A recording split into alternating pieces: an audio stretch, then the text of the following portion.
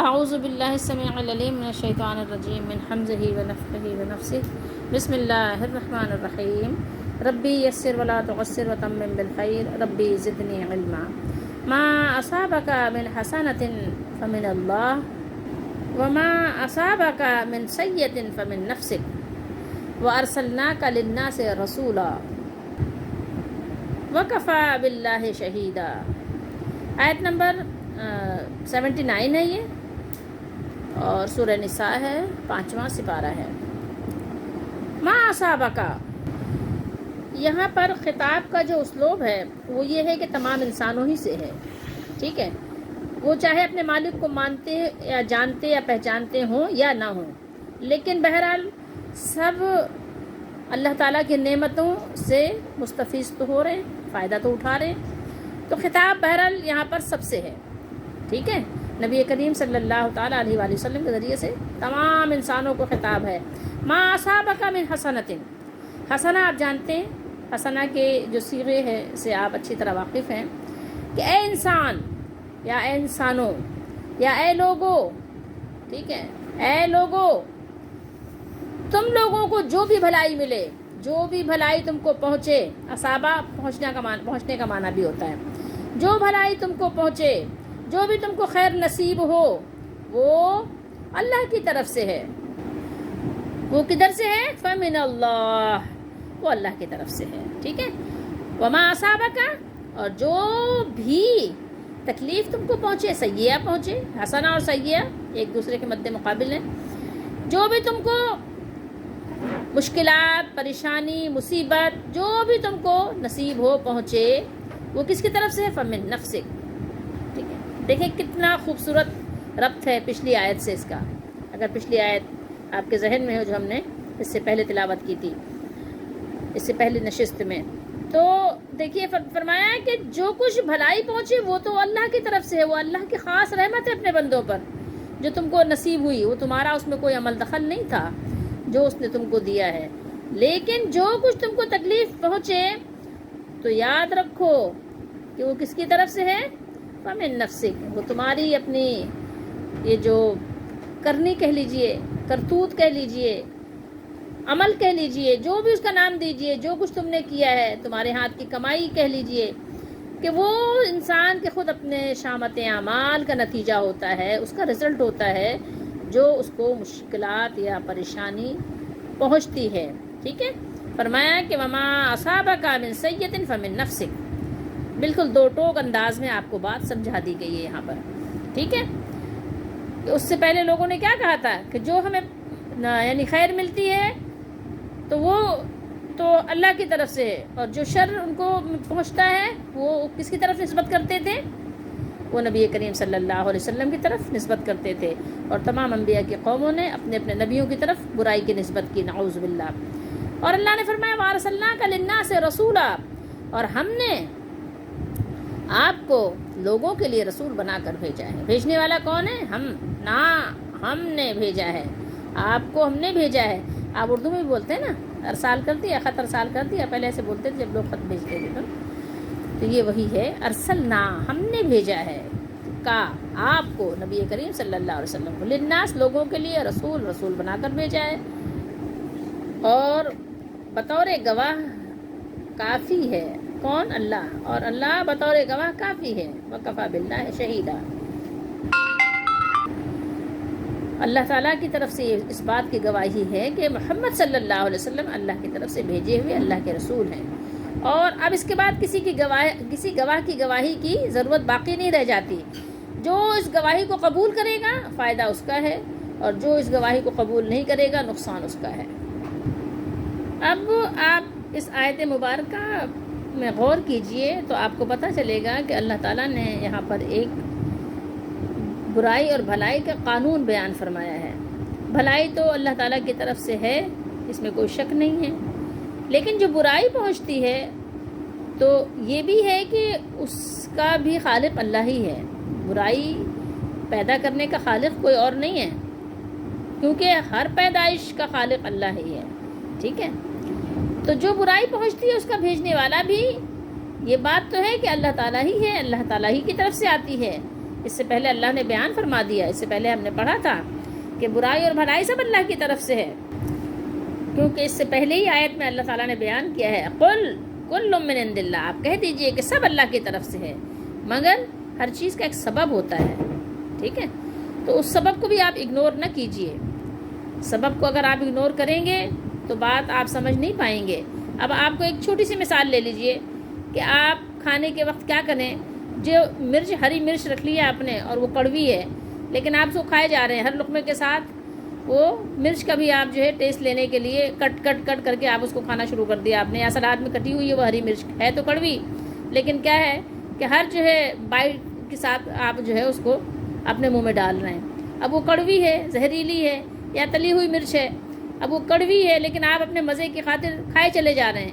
نتیجہ کیا نکلے گا؟ اس مرچ کے اندر کڑواہٹ تو اللہ نے پیدا کی ہے، لیکن آپ اس کو بے دریغ جو کھائے جا رہے ہیں، نتیجہ یہ ہو نکلے گا کہ آپ کا منہ جو ہے جلنا شروع ہو جائے گا، زبان جلنا شروع ہو جائے گی، آنکھوں سے آنسو بہنے لگ جائیں گے اور بے قراری آپ کی بڑھ جائے گی۔ سبب کون بنا؟ سبب آپ ہی بنے نا، آپ کی وجہ سے آپ کو یہ تکلیف اٹھانی پڑ رہی ہے۔ لیکن انسانوں کا اکثر کا ہی آپ یہ کہیے کہ اکثر کی بات ہو رہی ہے کہ اللہ نے فرمایا لا یکادون یفقهون حدیثا، یہ ایسے لوگ ہیں کہ ان کو بات بھی سمجھ میں نہیں آتی، یعنی کچھ باتیں ایسی ہوتی ہیں جن کے لیے کوئی بہت زیادہ آپ کو لمبی چوڑی یعنی فکر کرنے کی اور کوئی کمیٹی بٹھانے کی ضرورت نہیں ہوتی، ٹھیک ہے، کوئی بڑی میٹنگ اٹینڈ کرنے کی ضرورت نہیں ہوتی، بلکہ بغیر غور و فکر کے سمجھ میں آ جاتی ہے۔ تو جو باتیں کسی غور و فکر کے بغیر سمجھ میں آنے والی حقیقت بھی ان کی سمجھ میں نہیں آتی، تو یہ بڑے تعجب کی بات ہے، یہ کوئی مطلب ایسی بات نہیں ہے کہ جو سمجھ نہ سکے انسان، پھر بھی وہ نہیں سمجھ آ رہی، تو تعجب اور حیرت ہے ایسے لوگوں پر کہ اس میں وہ پھر خواہ مخواہ کے قیل و قال کرتے ہیں۔ آپ غور کیجئے تو اس آیت میں جو اوپر ہے، اس سے پہلے 78 جو آیت نمبر ہے، وہاں پر اللہ تعالیٰ نے بیان کیا ہے کہ وجود میں لانے کے اعتبار سے، پیدائش کے اعتبار سے حسنہ اور سیئہ دونوں کو اللہ تعالیٰ نے بیان کیا ہے کہ من عند اللہ، ٹھیک ہے، دونوں اللہ کی طرف سے ہیں، اور دونوں چیزیں اسی نے پیدا بھی کی ہیں، لیکن یہاں سبب اور کسب کی مناسبت سے برائی کی نسبت انسان کی طرف کر دی ہے، ٹھیک ہے، اور برائی کی نسبت کدھر کی ہے؟ انسان کی طرف کی ہے۔ اور بندے کو چاہیے کہ نیکی کو اللہ کا فضل سمجھے اور تکلیف کو اپنی تقصیر سے، جو ہماری طرف سے تقصیر یعنی نقص، نقائص، کمی جو ہماری طرف سے واقع ہوتی ہے، جس کو بسا اوقات کبھی ہم نہیں سمجھ پاتے، نہیں جان پاتے، لیکن اللہ تعالیٰ اس سے بہت اچھی طرح واقف ہے، اور وہی اس کی جزا بھی دیتا ہے، بدلہ بھی دیتا ہے، جیسے بھی وہ دینا چاہتا ہے وہ دیتا ہے، کبھی دنیائی میں دے دیتا ہے، کبھی موت کے وقت، اور کبھی پھر آخرت کے لیے رکھ چھوڑتا ہے۔ تو کبھی ایسا بھی ہوتا ہے کہ ناواقف لوگ اگر قرآن مجید پڑھتے ہیں تو ان کو ان دونوں آیتوں میں تعارض نظر آتا ہے، کیا تضاد ہے، تو یہاں قرآن یہ کہہ رہا ہے کہ برائی و بھلائی سب اللہ کی طرف سے ہے، اور یہاں قرآن یہ بیان کر رہا ہے کہ جو بھلائی اور جو خیر پہنچتی ہے وہ تو اللہ کی طرف سے ہے، اور جو برائی ہے وہ انسان کی طرف سے ہے۔ تو اب اس کو بظاہر ایسا لگے گا کہ یہ تو اس میں تعارض ہے، حالانکہ تعارض کوئی بھی نہیں ہے۔ بات اگر آپ نے سمجھی ہو تو سمجھ آ گئی ہوگی، ورنہ اور تھوڑی سی وضاحت کر دیتے ہیں۔ اور ہمارے جو سلف و صالحین گزرے ہیں،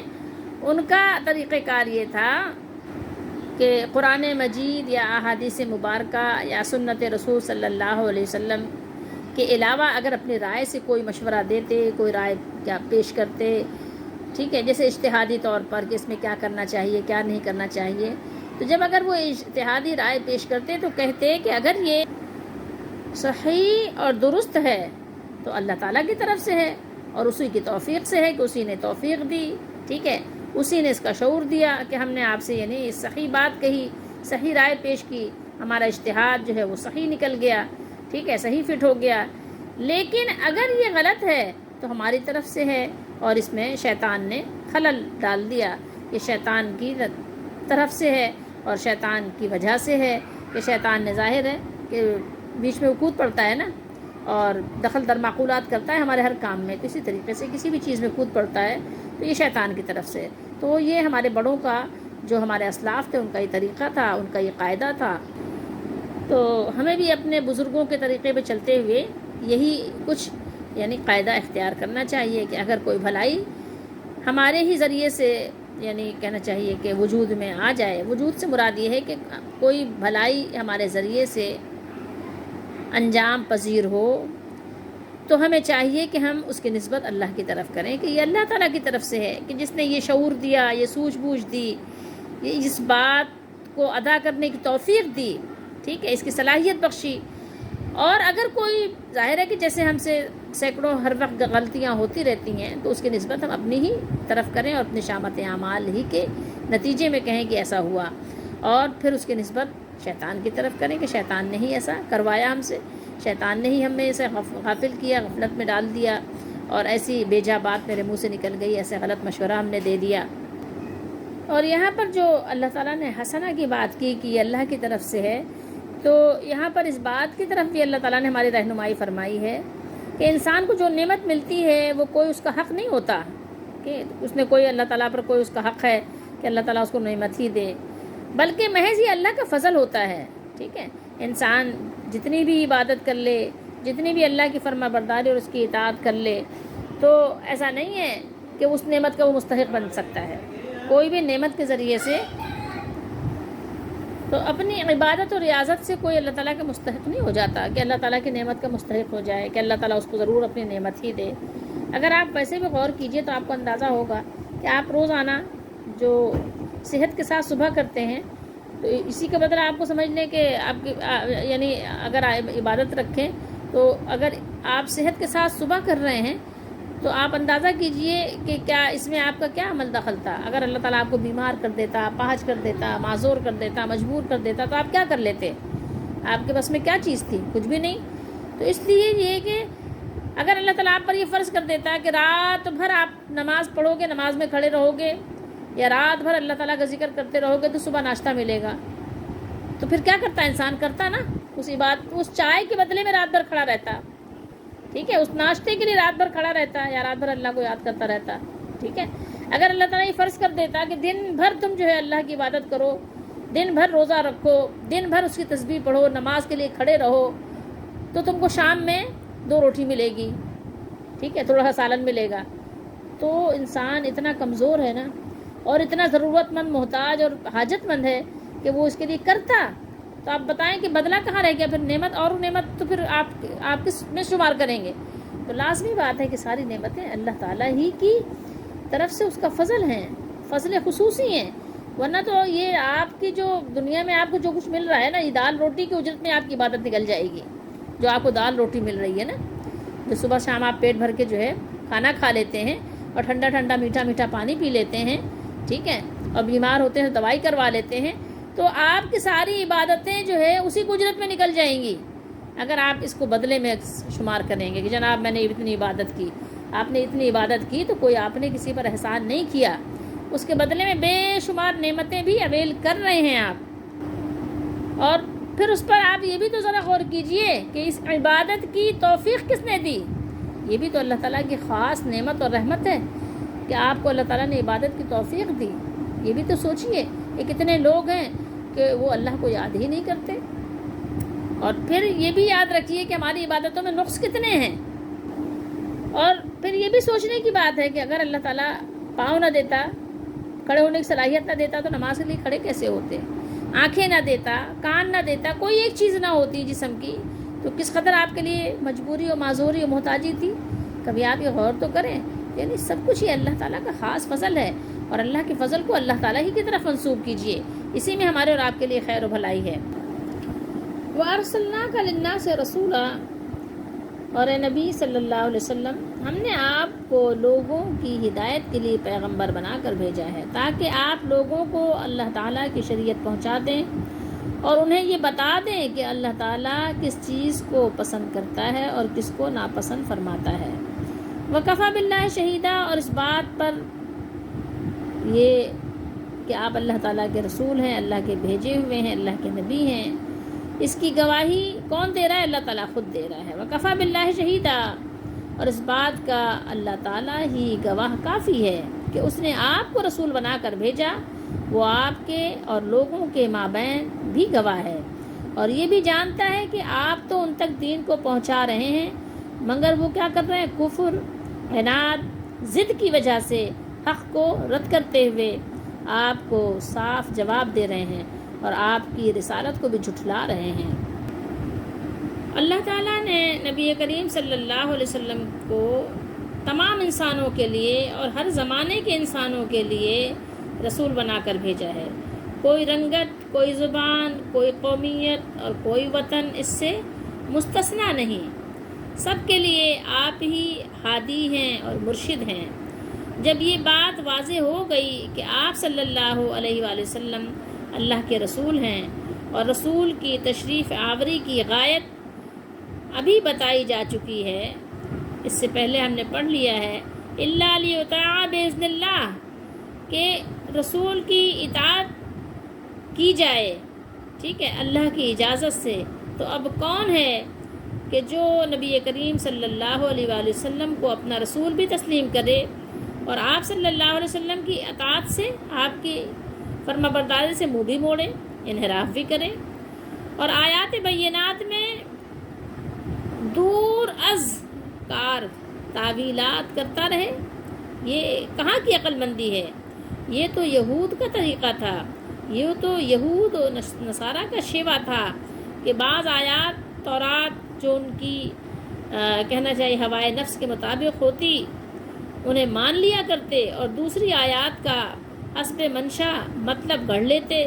بہرحال یہ امر واضح ہے کہ قرآن نے سنت مصطفیٰ علیہ وعلی آلہ وصحبہ وسلم کی بے چون و چرا اطاعت کو بار بار اتنا دہرایا ہے کہ قرآن کو اللہ تعالیٰ کی کتاب یقین کرنے والے کے لیے سنت رسول صلی اللہ علیہ وآلہ وسلم سے منہ پھیرنا کسی بھی صورت میں جائز نہیں رہ جاتا، بلکہ آپ یہ کہیے کہ قرآن نے رسول اللہ صلی اللہ علیہ وآلہ وسلم کی مخالفت کرنے کے سارے دروازے بند کر دیے ہیں۔ آپ کو اور مجھے ہر حال میں اللہ کے بھیجے ہوئے رسول محمد رسول اللہ صلی اللہ علیہ وآلہ وسلم کی فرما برداری ہر حال میں کرنی ہی کرنی ہے۔ اس کے علاوہ ہمارے پاس کوئی راستہ، کوئی طریقہ باقی نہیں رہ جاتا۔ وَأَرْسَلْنَاكَ لِلنَّاسِ رَسُولًا، یعنی آپ صلی اللہ علیہ وآلہ وسلم کا اصل منصب رسالت اور تبلیغ ہے، اور اللہ گواہ ہے کہ آپ نے اس امانت کے ادا کرنے میں کسی قسم کی کوئی کوتاہی نہیں کی، اور اللہ تعالیٰ کی گواہی کافی ہے، اور اس کی گواہی تو اللہ کے نبی صلی اللہ علیہ وسلم کے شاگرد اول جو تھے، کون؟ صحابہ کرام، انہوں نے بھی خوبصورت گواہی دی۔ رسول اللہ صلی اللہ تعالیٰ علیہ وآلہ وسلم کی رسالت وہ تمام لوگوں کے لیے ہے۔ آپ صلی اللہ علیہ وآلہ وسلم صرف عربوں کے لیے نہیں رسول بنا کر بھیجے گئے تھے، بلکہ آپ کی رسالت پورے عالم انسانوں کے لیے، جتنے عالم انسانیت ہے سب کے لیے آپ کی رسالت عام ہے، خواہ اس وقت وہ موجود ہوں یا آئندہ آئیں، تا قیامت جب تک جو لوگ بھی پیدا ہوں گے ان سب کے لیے محمد رسول اللہ صلی اللہ علیہ وآلہ وسلم کی رسالت ہی ہے، کیونکہ اب آپ کے بعد کوئی رسول نہیں تشریف لائیں گے، رسولوں کا دروازہ بند ہو گیا۔ آپ صلی اللہ علیہ وسلم تمام رسولوں میں آخری رسول ہیں، اور تا قیامت آپ کی رسالت ہی کا سکہ چلے گا۔ اب آئیے دیکھتے ہیں کہ اس آیت مبارکہ میں ہمارے لیے کیا سبق ہے۔ ہمارے لیے سبق ہے کہ ہم دیکھیں کہ سب سے پہلی بات تو اپنے آپ کو برائی سے، ہر طرح کے یعنی کہنا چاہیے گناہوں کے کاموں سے بچائے رکھیں، لیکن پھر بھی انسان ہونے کی حیثیت سے گناہ تو ہو جاتے ہیں، غلطیاں ہو جاتی ہیں، بھول چوک ہر وقت ہمارے ساتھ لگی ہوئی ہے، تو ہم اللہ تعالیٰ سے استغفار کریں۔ ہمیں استغفار کرنے کا حکم دیا گیا ہے، اور رسول اللہ صلی اللہ علیہ وسلم نے فرمایا کہ میں بھی اپنے رب سے استغفار کرتا ہوں۔ تو ہمارے پاس بس ایک ذریعہ رہ جاتا ہے کہ اپنے رب سے معافی مانگیں، ٹھیک ہے۔ ایک بات تو یہ ہو گئی کہ اپنے گناہوں کی معافی مانگیں، اس پر ضد نہ کریں، اڑ نہ جائیں، ٹھیک ہے، اس پر یہ نہ ہو کہ ہاں گناہ کر رہے ہیں تو گناہ پر جو ہے کیا ہو مصر ہو، نہیں، ایسا نہ کریں، بلکہ اگر گناہ ہو جائے تو فوراً جو ہے اس کو یعنی چیک اینڈ بیلنس والا جو ہے رول اس کو برقرار رکھیں اور فوراً توبہ کریں۔ اور پھر یہ کہ اگر ہم پر کوئی مشکل آ جائے، کوئی پریشانی آ جائے، تو پھر یہ سمجھیں کہ کوئی ہم سے گناہ ہوا ہے، کوئی غلطی ہوئی ہے، تو اللہ تعالیٰ سے اور زیادہ استغفار کریں اور صدقہ خیرات کریں، اور پھر کیا کریں، تائب ہو کر اچھے کاموں کی کوشش کریں کہ اچھے کام کریں، ٹھیک ہے، اپنے رب کو، اپنے مالک کو راضی کرنے کی کوشش کریں، اور پھر اللہ تعالیٰ سے ثواب کی امید رکھیں کہ یہ جو ہم پر تکلیف آئی ہے تو اس کے بدلے انشاءاللہ اللہ تعالیٰ ہمارے گناہوں کو دھو دے گا، اور اس کے بدلے اللہ تعالیٰ اپنی رحمت سے ہمیں جنت میں اونچا مقام عطا کرے گا، اس کے بدلے سے اللہ تعالیٰ نے ہمارے سے اوپر سے کوئی پریشانی دور کر دے گا۔ تو یہ سب چیزیں اپنے مد نظر رکھیں کہ ہر تکلیف کے بدلے مسلمان کو کیا ہوتا ہے، کانٹا بھی اس کو چبھے تو اس کے بدلے اس کے لیے اجر لکھا جاتا ہے، ٹھیک ہے، تو یہ سمجھیں، اور کوئی بھی مشکل ہو، چھوٹی ہو یا بڑی ہو، سمجھیں کہ اللہ تعالیٰ نے اس کی وجہ سے ہم سے یا ہمارے اوپر سے کوئی بڑی مشکل کو اللہ نے ٹال دیا ہے، اس چھوٹی مشکل کے ذریعے سے اللہ تعالیٰ نے ہمیں بڑی مشکل سے، بڑی مصیبت سے بچا لیا ہے۔ تو اور یہ ضرور سوچیں کہ ہر چیز کا خالق تو اللہ تعالیٰ ہے، لیکن برائی اور تکلیف اگر ہمیں پہنچتی ہے تو اس کا ذریعہ، اس کی وجہ ہم خود ہوتے ہیں، ٹھیک ہے، کہ ہماری ہی وجہ سے ہمیں کوئی تکلیف آئی ہے، بے شک اللہ تعالیٰ ظلم سے پاک ہے، تو اللہ تعالیٰ چھوٹی مشکل سے بڑی مشکل کو دور کر دیتا ہے۔ اور یہ بھی یاد رکھیں کہ بطور آزمائش بھی اللہ تعالیٰ کبھی آپ کو تکلیف دیتا ہے، کہ جب اللہ تعالیٰ اپنے بندوں کو پسند کرتا ہے تو وہ اپنے بندوں کو تکلیف دیتا ہے، کیوں؟ اس لیے کہ ہر انسان کے ساتھ دو تکلیفیں، دو مصیبتیں لگی ہوئی ہیں، ایک اس کو ضرور ملے گی، ایک دنیا کی مصیبت ہے جو عارضی ہے، بہت تھوڑی سی ہے، تھوڑے ٹائم کے لیے ہے، اور ہلکی بھی ہے، کیونکہ دنیا میں آپ کے ساتھ کچھ نہ کچھ ساتھی ہوتے ہیں، کچھ نہ کچھ دل بہلانے کے آپ کے لوگ ہوتے ہیں، جیسے گھر میں ماں باپ ہیں، رشتہ احباب، دوست، یہ وہ پڑوسی، جو آپ کے لیے ظاہر ہے کچھ میٹھے بول بھی بول دیتے ہیں، اور کبھی آپ کے لیے آپ کی یعنی تکلیف کو دور کرنے کے لیے کوشش بھی کرتے ہیں۔ لیکن ایک تکلیف ہے دوزخ کی، مرنے کے بعد کی، قبر کی، آخرت کی، تو مومنوں کو اللہ تعالیٰ دنیا میں تکلیف دے کر آخرت کی بڑی مصیبتوں سے بچا لیتا ہے، اور کافر جو ہیں، اللہ کے نافرمان جو ہیں، رسول اللہ صلی اللہ علیہ وسلم کے جو نافرمان ہیں، ان کے لیے جو دوزخ کی تکلیف ہے وہ نہ ختم ہونے والے تکلیف ہے۔ تو اس لیے اب جیسے آپ یہ کہیں کہ ایک بیمار ہوتا ہے، تو اب بیمار کے ساتھ دو مشکلات تو اس کے ہر مریض کے ساتھ ضرور ہیں، لاحق ہیں، ایک بیماری کی تکلیف ہے اس کو، ٹھیک ہے، وہ جھیل رہا ہے، اور ایک ہے اس کو ڈاکٹر کے پاس جانے کی، دوائیں کڑوی کڑوی کھانے کی، انجیکشن لگوانے کی، سوئی چبھوانے کی، ڈرپ لگوانے کی، کتنے سوئیاں چبھوتے ہیں وہ جو آپ کے نرس اسٹاف ہے، وہ آپ کے جسم پر کتنی زور آزمائی کرتے ہیں، وہ آپ کے نسوں میں سوئی چبھا رہے ہیں، نکال رہے ہیں، نس نہیں مل رہی ہاتھ پہ مار رہے ہیں، مطلب کر رہے ہوتے ہیں نا، یہ وہ ٹھک ٹھک ٹھک ٹھک پھک پھک پھک پھک آپ کے ہاتھوں پہ آزمائش ہو رہی ہوتی ہے، آپ کے پاؤں پہ ہو رہی ہوتی ہے، تو کیا ہوتا ہے، ایک بڑی مشکل کو دور کرنے کے لیے چھوٹی مشکل آپ خوشی خوشی برداشت کرتے ہیں نا، کیوں؟ اس لیے کہ ظاہر ہے یہ چھوٹی چھوٹی آپ مشکلیں، کڑوی دوائی اور یہ انجیکشن کی چبھن، یہ سب اگر آپ برداشت کر لیں گے تو ایک صحت مند زندگی آپ کو نصیب ہو جائے گی۔ اسی طریقے سے ہے مومنوں کے ساتھ معاملہ، کہ اگر وہ یہ تکلیفیں جو دنیا کی ہیں اللہ تعالیٰ کی رضا کے ساتھ وہ جھیل لیں گے تو بڑی تکلیف سے، دوزخ کی تکلیف سے بچ جائیں گے، اور دنیا کی تھوڑی سی تکلیف اٹھا لیں گے تو جنت کی بہت بڑی راحت ان کو حاصل ہوگی۔ اللہ تعالیٰ ہم سب کو سمجھنے کی توفیق دے اور اس پر عمل کی توفیق دے۔